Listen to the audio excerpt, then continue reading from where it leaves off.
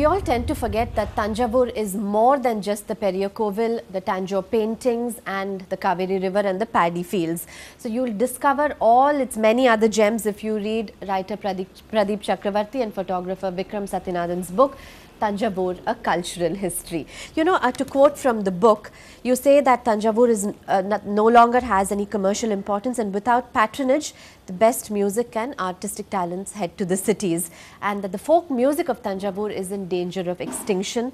The prince himself says in the foreword that he and his family face new challenges every day in their efforts to preserve Thanjavur's culture. Now, I went to this place in 2006 and I was appalled by what I saw there. The chatrams are all falling apart.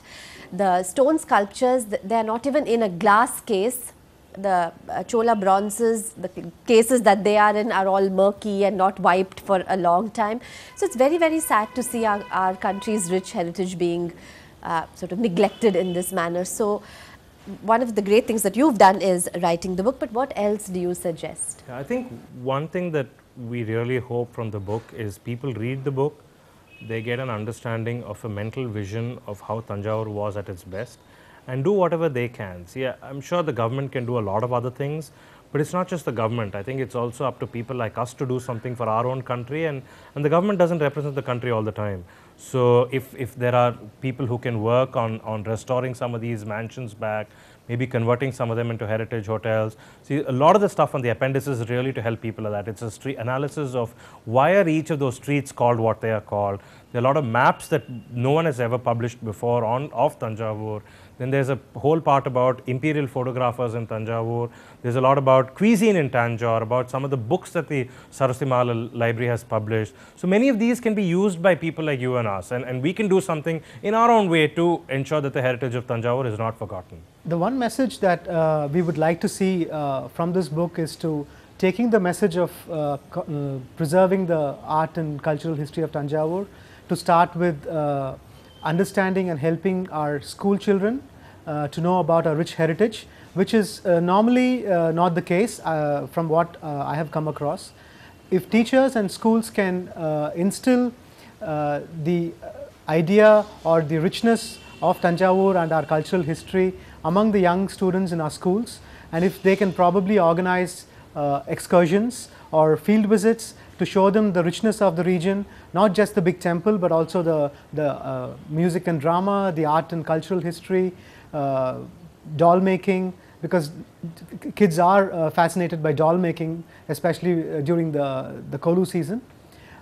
These things will probably ensure them that they have an inclination towards conservation of our rich heritage of the region from a young age, and I am sure that will help them to become responsible citizens and send a larger message to our society that that Thanjavur is such an important region for us that has to be preserved.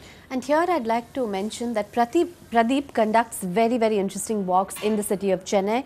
Are they well attended? You get about they 12. Are, you could do with more, right? I could definitely do with more, but I think they've grown phenomenally in numbers since the last year. Tell us a bit about them, because so the walks really look at what, apart from religion, can you learn from temples.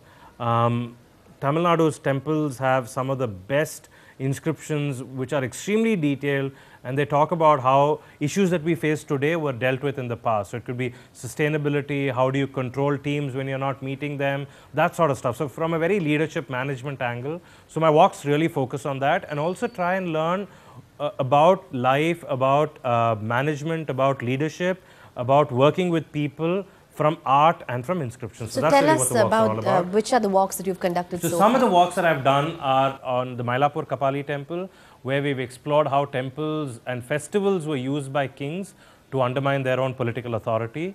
We've looked at Madambakam, which gives us an example of how Chola bureaucracy worked. Velachery is about how a town functioned, self-government in a town functioned, many like this. So every temple has a theme basically, Anu. So my walk explores that theme. So the latest one that I'm going to do in a couple of weeks is on the Saraswati Mahal Library itself, and I think we should talk separately about that because there's so much in the Thanjavur Saraswati Mahal Library that needs a lot of attention. So please join Pradeep on his walk. Absolutely. Yeah, we'll put out information. Absolutely. And tell us about the nature and conservation related work that you do, Vikram. It's always fascinated me, wildlife and nature conservation, and I like to do little bit from my end what I can. To start with, I was really fascinated and glued to NDTV recently on their Tiger campaign. The 12-hour campaign was just a fantastic success. I think we should get more and more people to get involved in conservation, and for example, if you take tiger as a flagship species, it would ensure such a revival for not only the animal but also the entire forests and the ecosystem that go along with it. So I would put myself behind it as and when the opportunity arises to support wildlife and nature conservation. Well, more power to your partnership, and I hope you come out with lots more interesting books like this. We'd like to hear from you on how to preserve and popularize Thanjavor's culture. You can send in your comments, your suggestions to feedback@ndtv-hindu.com. Thank you very much for joining us. Thank you very much. Thank you.